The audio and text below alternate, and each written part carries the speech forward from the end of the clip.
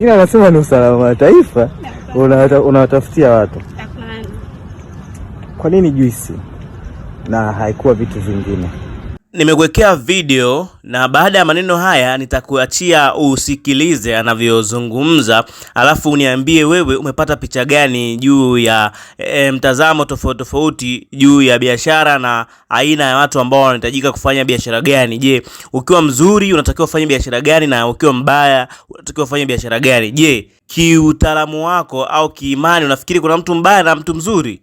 Katika maisha ya reality unafikiri kuna mtu mbaya na kuna mtu mzuri? Naomba unijibu baada ya maneno haya ambayo nitazungumza na video nitakuwekea hapo.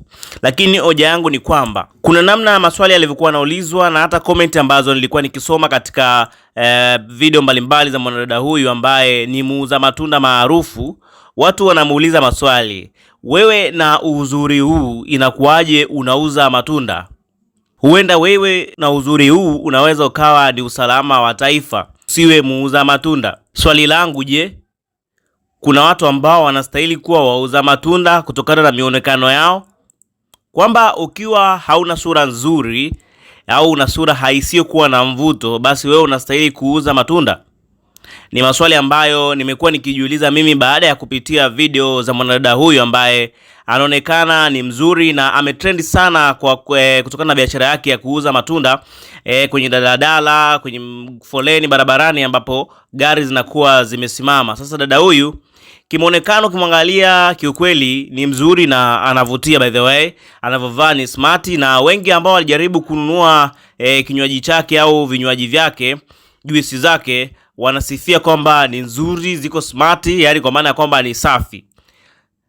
Lakini maswali yakawa ni mengi. Inakuwaje mdada mzuri kama wewe unauza matunda? Mimi bado nabaki na swali, inakuwaje kwamba watu wanaamini kwamba ukiwa na sura nzuri kuna baadhi ya kazi ambazo huwezi kufanya?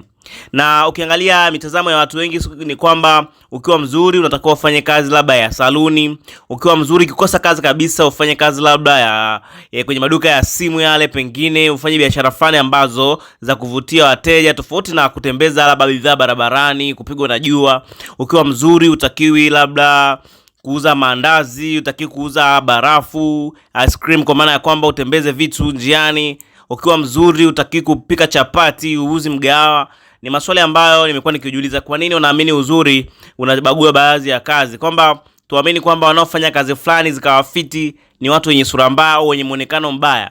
Mimi kwa maoni yangu nilikuwa nafikiri kwamba kazi ni kazi, na kama mtu yoyote hana kazi basi anastahili kufanya kazi yoyote. Usimhukumu mtu kutokana na muonekano wake. Pengine labda mtu ni mzuri lakini eti asiuze labda matunda barabarani, unafikiri atakula wapi? Labda wewe unafikiri uzuri wake unaweza kumpatia pesa ya bure? Hapana.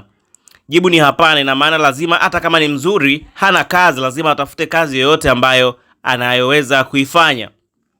Kwa hivyo mtu yoyote anaweza kufanya kazi yoyote ile endapo hajapata kazi ambayo inaweza kumuingizia kipato kikubwa. So mimi nimpe pongezi dada huyu kwa kujiamini, na pia ni mfano wa kuigwa, kwa sababu hii inaharibu watu kisaikolojia, kwa maana ya kwamba ukiwa mzuri unafikiri kwamba kuna kazi hautaweza kuzifanya, ingalia kuwa hizo kazi zipo na ungezifanya ukapata kipato. Sasa watu wengi wakijiona wao ni wazuri wanakaa nyumbani, hawaendi kufanya kazi. Fursa zipo, lakini sasa hizo kazi wanaamini kwamba mimi ni mzuri siwezi kufanya kazi hii.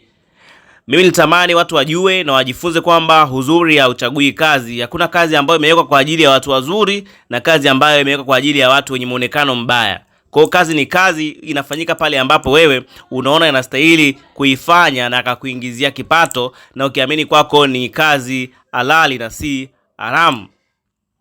Hayo yalikuwa ni maoni yangu kutokana na komenti za wadau kuhusiana na muonekano wa huyu dada na kazi ambayo anafanya. Nafikiri ushawahi kujiuliza maswali kama hayo, au na wewe ni miongoni mwa watu ambao walikuwa na fikra potofu juu ya kazi, kwamba kuna kazi fulani ambayo watu fulani wanatakiwa kuifanya, lakini kuna kazi fulani ambayo watu fulani hawatakiwi kuifanya kutokana na mionekano yao?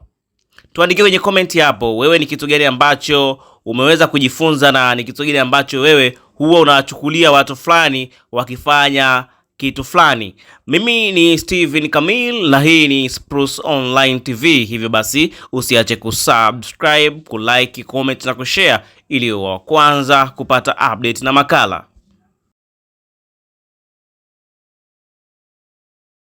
Ila anasema ni usalama wa taifa, unawatafutia watu. Kwa nini juisi na haikuwa vitu vingine?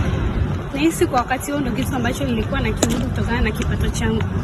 Kwa shida ni kipato. Juisi tunauzaje? 3,000 chupa usiku. Na wewe unatembeza kwenye tembeza barabarani. Haoni aibu? Watu wengi wanasema labda na uzuri ambao uko nao inaweza kuna vitu vingi vya kufanya, ongeza kukaa ofisini au vitu vingine. Kwa nini uliamua juisi na kutembeza mwenyewe? Unaenda kwenye dirisha la mtu kwenye gari pale kwenye foleni, unamgongea, unamwambia nauza juisi. Kwa nini ilikuwa hivyo? Kwa sababu sikuwa na ofisi, kwa hiyo niliona njia ya kuhakikisha kwamba bidhaa zangu zinatoka, ni lazima nitembeze ili zitoke. Na biashara iko vizuri so far. Nashukuru. Tushapata mtaji sasa wa uhakika? Hapana, bado. Wadada wazuri kama wewe unawaambia nini ambao labda huenda kwa sababu ya uzuri wao wanaona kama hawezi kufanya biashara kama ya kutembeza juisi na vitu kama hivyo? Mimi nahisi tu tupambane, manake hamna kitu ambacho mtu mwingine anafaa kufanya mwingine hafai kufanya. Nahisi